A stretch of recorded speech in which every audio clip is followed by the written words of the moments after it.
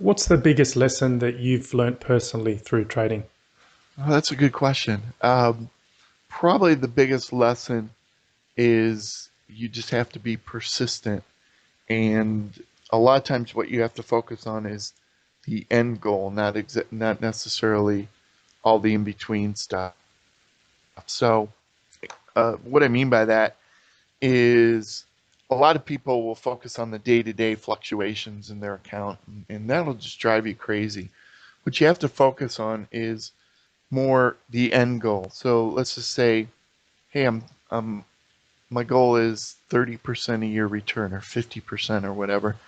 And I know I have to endure a drawdown to get there, but I'm just going to focus on that end goal and develop trading systems that support that goal. And yeah, I know I'm going to go through some bumps in the meantime, but I just have to keep looking out to the horizon to know that if I'm doing things the right way, eventually things will work out. And it might always not always be in the short run. You can certainly have huge losing days, but that doesn't mean that your whole approach is wrong. So, focus on that end point.